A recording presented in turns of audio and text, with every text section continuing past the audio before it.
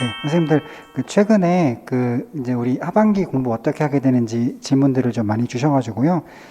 네, 궁금해하시는 것들 위주로 좀 간략하게 소개를 좀 드리려고 해요. 일단 강의 계획서가 카페에 올라가서 전반적인 흐름은 보셨을 건데요. 일단 그 7, 8, 9 해가지고 3개월 동안 12주 동안 이제 문풀반이 진행이 되고, 마찬가지로 직강 금요일입니다. 그리고 또 11월 달에서 5주 동안 이제 실전 모고반, 이것도 금요일 날 직강 진행되고, 인강은 월요일 날 마찬가지로 올라갈 거고요. 자, 네, 일단 문풀반부터 보시면 이 8년치 문제를 한 주에 2년치씩 해서 4주에 다 풀어 드릴 거예요. 자, 그런데 이제 이 강의를 하면서 제가 선생님들께 이제 약간 좀 자랑거리?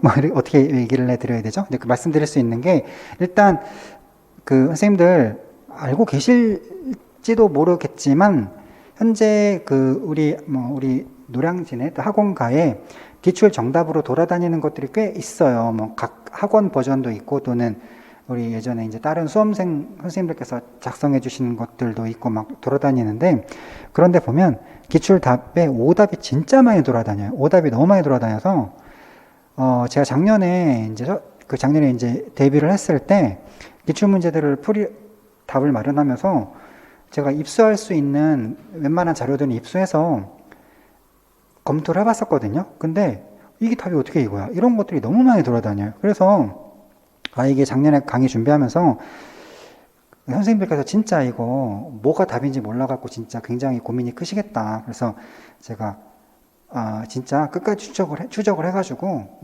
제가 사전에 알고 있던 것들도 있겠지만, 저도 좀 애매한 것들이 있을 수 있으니까, 끝까지 추적을 해서 진짜 정답을 알아내야 되겠다. 이 심정으로 거의 한 99.9% 정답을 다 알아냈어요. 그래서 제가 알려드리는 게 그냥 그게 답이에요.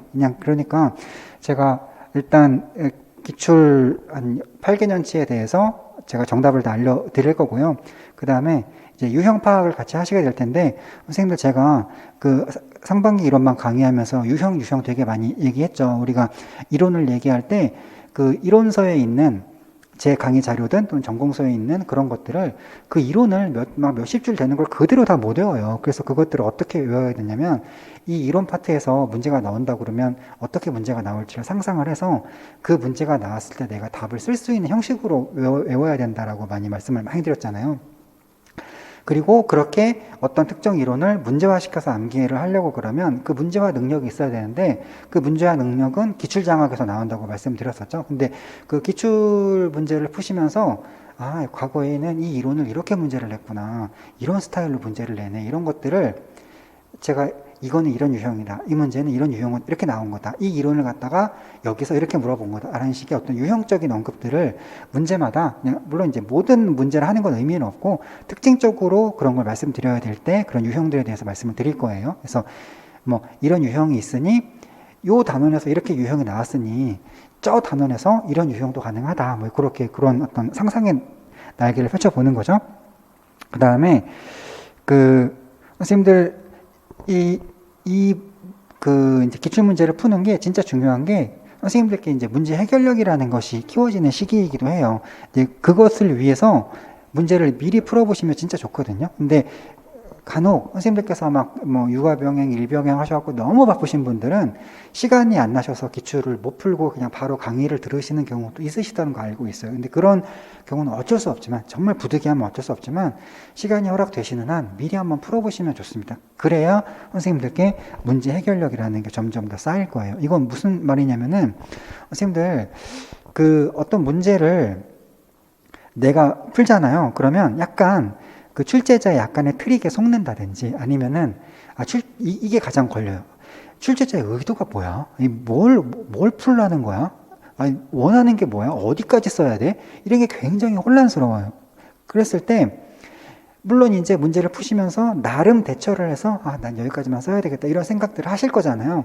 근데 선생님께서 결정하신 그거를 제가 풀어드리는 것과 비교를 해서, 교수님 답이랑 비교했을 때 내가 너무 많이 갔구나, 줄여야지.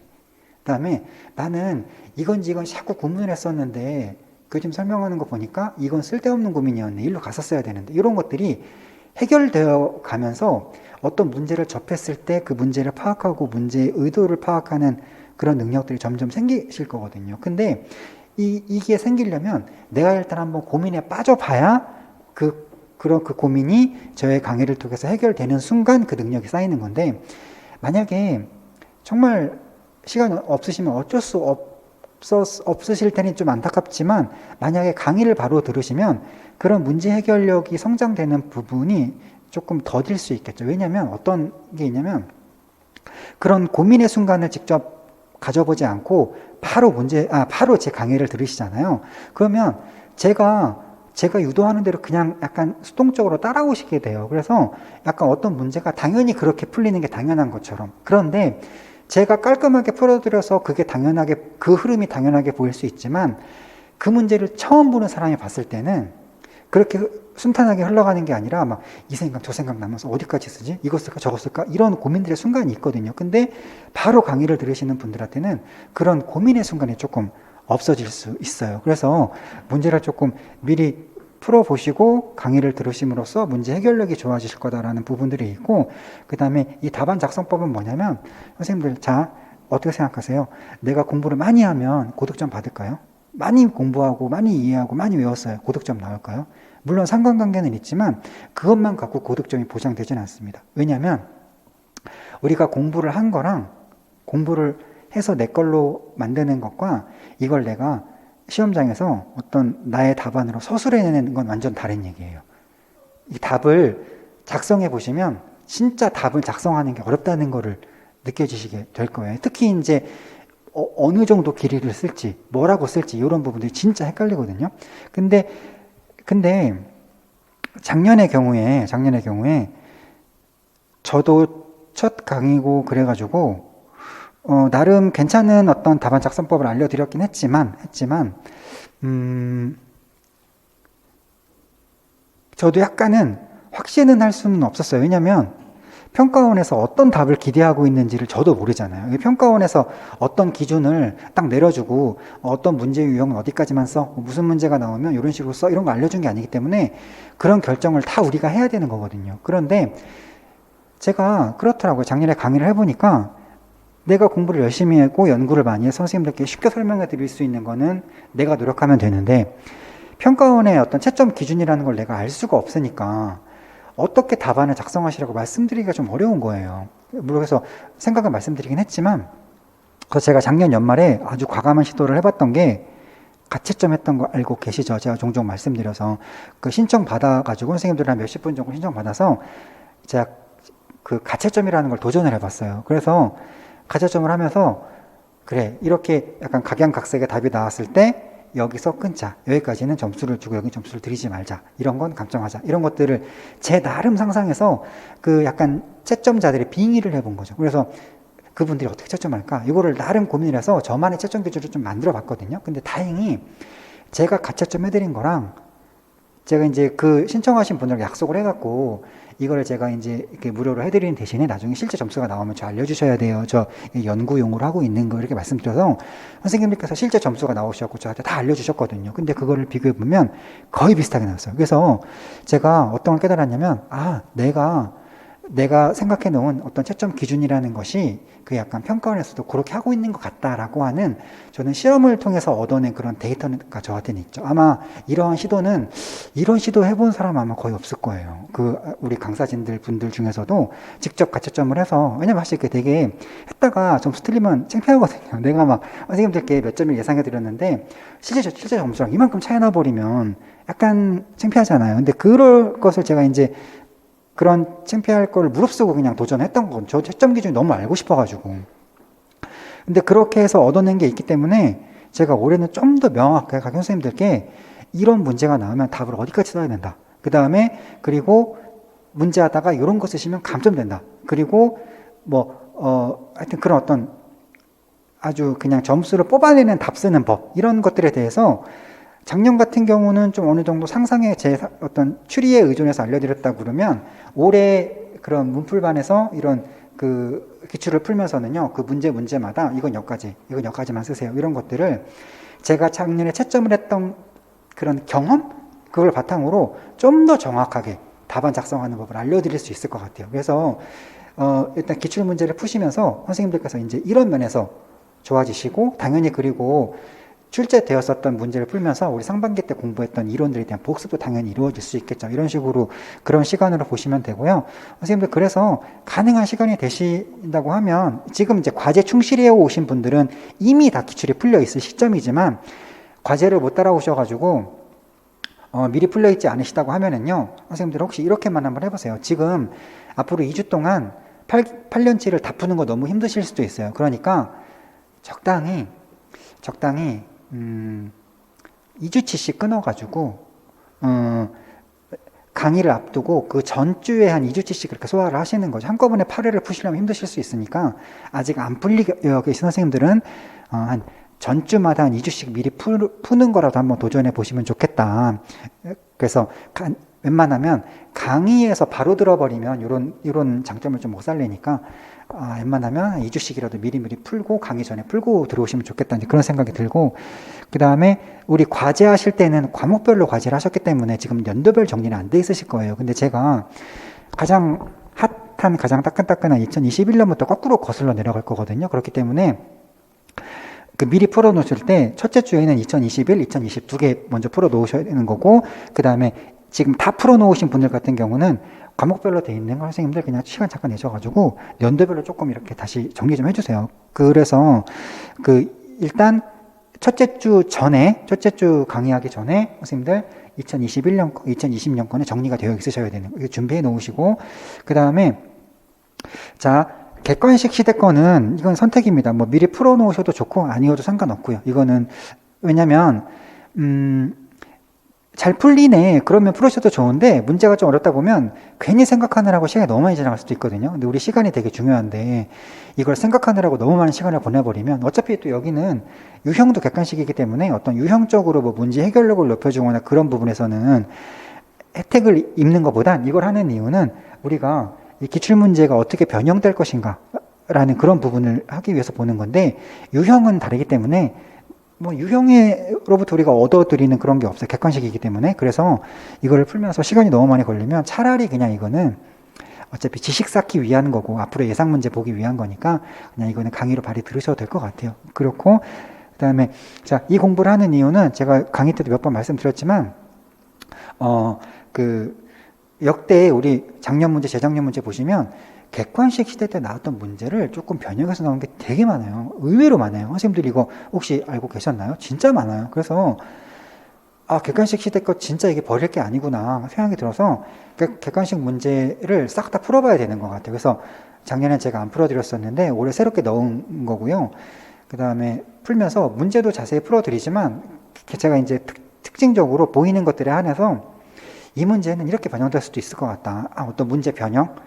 얘는 이렇게 바꿔서 올해 나올 수 있을 것 같다. 그런 식의 어떤 객관식을 풀면서 우리 상반기 때 공부하셨던 거 복습도 해드리고 문제를 변형해서 이 문제는 이렇게 변형해서 지금은 객관식이지만 이렇게 문제를 틀면 주관식화가 가능하다. 주관식화가 가능하니까 이거는 뭐 이런 게 키워드로 나올 수 있으니까 이 키워드들을 봐두셔라. 이런 것들에 대한 언급이 이제 계속 이루어질 겁니다. 그 다음에 이 자체 개발 문제를 또 이제 5주 동안 풀게 되는데요. 1주에 2과목씩 해가지고 한 10과목 정도 잡고 이렇게 5주 동안 공부를 하실 거라고 생각하시면 되겠고, 선생님들 요청사항 보니까 문제 미리 풀어보고 싶으시다고 조금 미리 제공 가능하냐고 물어보셔가지고 제가 100% 약속은 아니지만 가능성 한 90% 이상 할 수 있을 것 같아요. 그래서 한 1주씩 먼저 올려드릴까 해요. 그래서 이거 이제 객관식 마지막 주에 요거를 위한 자료를 미리 일주일 먼저 나눠드려서 선생님들 이제 먼저 풀어보신 상태로 이날 강의 들으실 수 있도록 해드리려고 문제는 조금 미리 제공해드려 보려고 생각하고 있고요. 그 다음에 그러면 이제 10월, 11월 달 실전 모고반에서 총 5회를 풀어보실 건데, 제가 작년 같은 경우에 작년에도 총 합치면 5회 정도로 풀었거든요. 최종 모고반에서 3회를 풀고 그 앞에 2회를 풀어갖고 총 5개를 풀었는데, 작년에 제가 이제 데뷔했을 때여가지고 수강생분들이 이렇게 많지는 않았을 때이기도 했지만 그랬는데도 제가 멋모르고 이게 얼마나 힘든 건지 모르고 5회를 다 첨삭해 드리겠다고 했다가 정말 죽을 뻔했어요. 그래갖고 수강생분들이 많지 않았는데도 불구하고 정말 죽을 뻔했어요. 그래가지고 막판에 진짜 막판에 막 선생님들 시험 임박해가지고 막 게시판에 카페에 질문은 쌓이고 있는데 첨삭은 다 못 끝냈고 그래가지고 막 진짜 큰일 날 수도 있겠다. 펑크 날 수도 있겠다. 그런 상황 겨우겨우 마무리 지었거든요. 그래서 올해는 좀 이거는 불가능하다. 이거는 내가 도전할 수가 없는 거다. 하기 싫어서라기보다는 할 수가 없어요. 해낼 수가 없는 일이야. 그래서 그냥 일단은 제가 한 회 정도만 첨삭을 해드리는 걸로 하는데 선생님들 너무 아쉬우시잖아요. 나머지 것들은 어떻게 해요? 그러실 수 있는데 선생님들 이것도 제가 아무 생각을 안 해둔 건 아니에요. 제가 작년에 5회 채점하면서 경험한 것도 있고 그 다음에 실전 시험 가채점하면서도 경험을 해보니까 선생님 채점이라는 게 어떻게 이루어지냐면 일단 선생님들의 각양각색의 답지를 다 받아요. 물론 내가 미리 작성해둔 모범 답이라는 것도 있지만 그것도 있는데 선생님들의 각양각색의 답이 전부 다 이 모범 답안 안에서만 움직이는 게 아니에요. 그래가지고 내가 생각지도 못했던 답들이 정말 많이 나와요. 그래서 그런 경우에 이거 이렇게 볼 수도 있긴 있겠구나. 이렇게 헷갈리셨을 수도 있겠구나. 그런 생각이 문제를 낼 당시 내가 답을 작성할 땐 전 생각도 못했는데 선생님들 답을 보면 그게 생각이 날 때가 있어요. 그럴 때는 그래 여기까지는 맞다고 해드리자. 이렇게 쓰신 분들 많은데 이건 아니지. 이런 것들이 답을 받아보면 그런 생각이 들어요. 그랬을 때는 일단 선생님들의 답을 일단 일정 수의 샘플을 뽑아서 채점 기준이라는 걸 만들어요.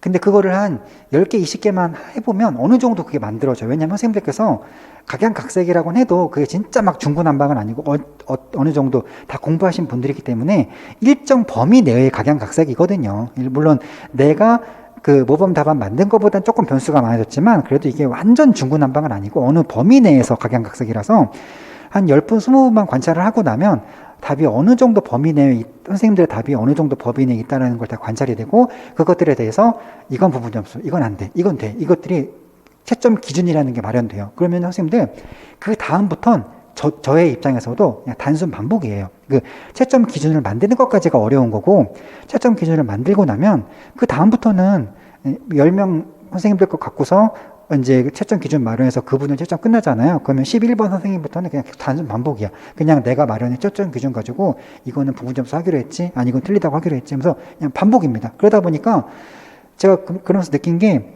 이번에 1회는 제가 직접 제 손으로 채점해 드리고 코멘트 넣어 드리고 이거 조심하세요. 이렇게 쓰시면 채점자가 오해할 수 있어요. 그런 것들 넣어 드리는 걸 1회는 해 드릴 거고요.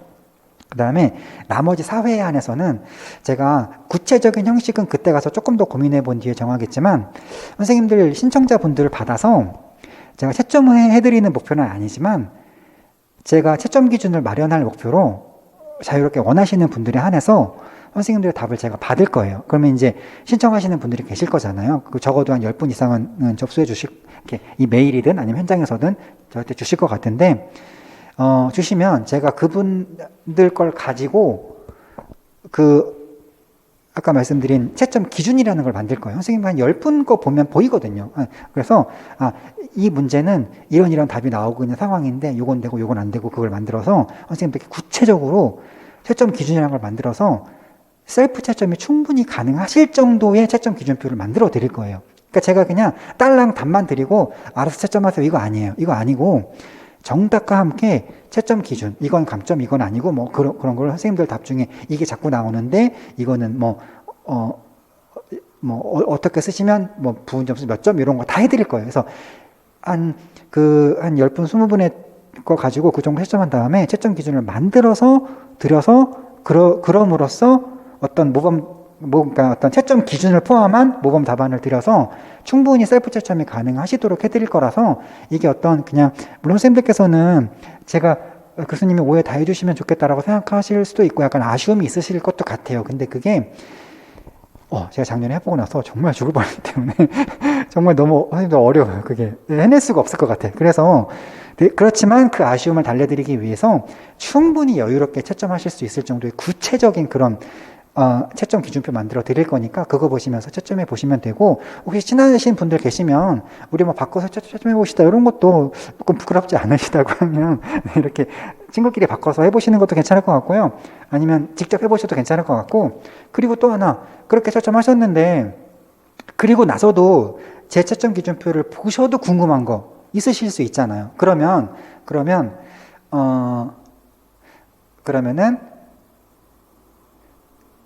우리 카페나 그 이메일 같은 거 항상 활성화되어 있잖아요. 우리 구청에서. 그럼 그때 가셔서 그런 질문도 괜찮으면, 교수님 저는 이 문제를 이렇게 답을 썼는데 채점 기준을 봐도 제 거는 어떻게 할지 잘 모르겠어요. 그런 거 올려주시면 제가 그런 거 딱 컴퓨터 달아 드릴 거니까, 그냥 그런 식으로 하시다 보면 제가 직접은 못 해드리지만 상당히 어떤 선생님들의 아쉬움이 조금 만회가 되지 않을까, 그렇게 생각하고 있습니다. 그리고 선생님들께서 너무 막 시험 임박해서까지 공부하시면 자습하실 시간이 모자라실 것 같아서 그 10월 첫째 주에 시작해서 1, 2, 3, 4주 하고 11월 첫째 주에서 딱 끝내버릴 겁니다. 그래서 선생님들 한 2주 정도는 넉넉하게 이제 혼자 공부하실 수 있는 시간 좀 드리려고 하고 있고요. 자, 그리고 네, 그 다음에 가끔 선생님들께서 질문하시는 게 뭐 직강이랑 인강이랑 어떤 차이 있냐고 질문 좀 주시는데요. 그냥 너무 상식적으로 선생님들께서 다 알고 계시는, 인강 보시면은 뭐 어떤 원하시는 시간, 뭐 편한 장소, 뭐 배속도 되고, 뭐 놓친 부분 다시 들어볼 수 있고 하는 그런 게 인강의 장점이고, 그다음에 직강의 장점이라고 하면 선생님들, 직강 선생님들 뭐가 제일 큰 장점이신가요? 나오시는 데 있어서 뭐가 제일 좋으세요? 일단 선생님들 말씀하시는 거 들어보면 일단 안 밀린다? 이런 거 장점이신 것 같아요. 이게 인강을 들으면 들어야지 했다가 미룰 수도 있잖아요. 근데 직강은 정해진 날 딱딱 나오셔야 되니까 안 밀리는 게 장점인 것 같고, 그리고 이제 제가 생각하는 가장 그 다음 장점이라고 하면 저랑 늘 얘기하실 수 있는 거, 그냥 우리 되게 사소한 것들도 그냥 쉬는 시간에 편하게 질문하실 수 있잖아요. 제가 그냥 그런 질문 다 받아들이니까. 그래서 선생님들 막 쉬는 시간마다 이렇게 책 들고 나오셔서 질문하시고 그러시거든요. 그래서 그런 거 하실 수 있는 게 또 뭐 직강의 장점을 할 수 있고, 그 다음에 하반기로 가다 보면은 이쪽에서는 좀 해당 사항이 없을 수 있지만 여기 같은 경우는 직강 나오시면 이런 거 5회차 풀 때 우리가 이제 그때 한참 되게 막 긴장되는 분위기잖아요. 그때 가면은 이제 선생님들 앉아 계신 상태에서 시간 재고서 뭐 10시부터 뭐 시간 재서 전공A 같이 풀고 쉬고, 그다음에 전공 B 풀고 쉬고 한 다음에 오후에 이제 해설 강의 촬영하고 그러거든요. 그래서 그런 식으로 진짜 시간을 재면서 그 시간 내에 답을 써볼 수 있다. 이런 거. 물론 댁에서도 하실 수 있지만 조금 약간 분위기가 조금 다른 거? 그냥 그런 거? 그냥 그 정도의 장점이 있을 것 같아요. 네. 그래서 그 외적으로는 혹시 뭐 좀 더 제가 이제 이런 질문 받은 다음에 문득 생각나는 건 이 정도긴 한데, 더 구체적으로 이 부분에서는 어때요? 라는 게 있으시면 개별적으로 질문하시면 그건 답변 드리겠습니다. 그리고 또 하나 최근에 받는 질문 중에 하나가, 그 작년에 하반기 때 제 강의 들어보셨던 선생님들께서 작년 강의랑 좀 얼마큼 다른지 이런 것도 질문 주시는데요. 일단 이 객관식 부분은 문제 풀어드리면서 기출 변형해서 어떤 예상 문제 뽑아드리는 것들은 이건 작년에 없었던 거고, 그 다음에 이 자체 개발 문제 같은 경우는요, 작년 것들 중에 좋은 문제는 다시 나올 수 있어요. 그런데 나빴던 문제 뺄 거고, 그 다음에 새로 개발하는 문제도 상당히 꽤 많이 들어갈 겁니다. 근데 들어갈 수밖에 없는 게, 그 작년에는 제가 진짜 컴팩트하게 강의를 했거든요. 그러다 보니까 올해에는 작년 거에 비하면 강의량이 꽤 많이 늘어난 편이에요. 특히 이제 이론반 1 수업 같은 경우는 작년 거랑은 비교도 안 되게 강의량이 많이 늘어났거든요. 제 기준에서는 많이 늘어난 건데, 그러다 보니까 거기에 있는 것들을 다 문제화를 물론 100% 다는 아니지만 늘어난 분량 중에 문제화가 되다 보면 작년에는 없었던 문제들이 꽤 많이 들어가 있을 수밖에 없다. 그런 점 말씀드리고요. 그 다음에 요쪽 거 같은 경우는 일단 이런 게 있을 것 같아요. 일단 정답 중에 작년 것도 정답으로 괜찮았지만 또 제가 1년 사이에 제가 실력이 더 늘고 그러면서 정답을 서술하는 걸 제가 조금 더 세련된 문장으로 더 다듬고 있거든요. 그래서 올해 받으시는 자료가 작년 자료랑 조금씩 달라진 부분들이 있을 거예요. 그래서 선생님들께 혹시 뭐 작년에도 듣고 올해도 들으실 분이 계시다고 하면 기왕이면 작년 자료 말고 올해 자료를 보시라고 말씀드리고 싶을 정도로 올해 뭔가 어떤 서술이 왜냐면 제가 더 명확한 채점 기준을 알게 됐으니까. 작년에 여름만 해도 진짜 명확한 채점 기준을 어떤 걸 경험하지 못한 상태로 강의를 한 거였거든요. 근데 작년에 연말에 가채점이라는 걸 제가 해보고 나서 그 데이터를 바탕으로 하는 거기 때문에 작년에 제가 답으로 제시해드렸던 것 중에 조금 더 다듬을 것들을 다듬어 드리는 부분들이 있을 거고, 그 다음에 해설 같은 면에서도 더 좋은 해설이 개발된 경우에 해설들을 다 지금 교체하는 작업을 하고 있고요. 그래서 주관식 시대 기출문제를 풀어드리는 경우들이 있어서도 조금 바뀔 만큼 바뀌는 부분들이 있는 것 같아요. 또 유형적인 부분에서도 그런 것도 있어요. 이제 요 얘기를 끝으로 이제 강의 소개는 좀 마치면 될 것 같은데요. 자, 작년 기준은 선생님들, 우리 아무리 주관식이라고 해도요, 큰 트렌드의 변화가 2020학년도부터 생겼었죠. 그렇죠? 왜냐면 논술이 빠졌단 말이죠. 근데 그게 논술만 빠진 걸로 끝난 게 아니라 문제의 어떤 유형에도 무시하지 못할 만큼의 변화가 있었어요. 근데 제가 작년에 강의를 할 때는 그 신유형이 2020년판 한 개밖에 없을 때였어요. 그래가지고 어떤 유형 강조? 이거를 2020년 것만 보고 강조를 하면 안 되기 때문에 약간 올드한 옛날 것들도 그냥 두루두루 막 이렇게 유형 강조를 했던 면이 있거든요. 근데 올해 같은 경우는 2020년 판이 있고 2021년 판이 있죠. 이 개념도 정도면 신유형이라는 거에 대한 감이 좀 더 확실히 와요. 그래서 약간 올드한 유형도 강조했던 게 지금 생각해 보니까 이런 유형은 좀 사라진 건데, 작년에 기출 강의할 때 더 이상 안 나올 유형인데 괜히 강조해 드렸네, 이런 후회가 되는 부분들이 지금 좀 있어요. 근데 작년에는 작년 나름 1년치 2020년 판만 갖고 연구를 하다 보니까 올드 유형들에 대해서도 강조를 좀 안 할 수가 없어서 이런 유형 했었는데, 2년치를 분석하고 난 지금 시점에 보면 그 올드한 유형은 차라리 강조하지 말걸 하는 생각이 드는 경우들이 지금 좀 있어요. 그래서 그런 생각이 변한 부분들이 있는데, 이제 그런 것들이 제가 생각했을 때 약간 무시 못할 정도의 양이 되는 것 같거든요. 그래서 그러한 변화들이 여기에도 변화들이 좀 있을 것 같아서 선생님들 공부해 보시면 충분히 듣길 잘했다, 얻는 것이 있다, 이제 이런 생각이 좀 드실 것 같아요. 그래서 일단 이런 식으로 우리 하반기 강의 계획에 대해서는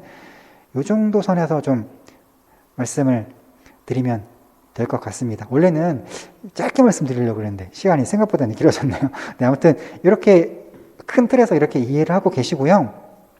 이거 들으시고 또 우리 하반기 강의 어떻게 진행될지 또 궁금한 거 있으시면은 저한테 메일이나 카페로 이렇게 질문 주시면 되겠습니다. 이제 진짜 마지막이네요. 선생님들 상반기 동안 정말 고생 많이 하셨고요. 한 주 쉬시고 공부 열심히 하시고 우리 7월 첫째 주에 만나 뵙도록 하겠습니다. 네, 감사합니다.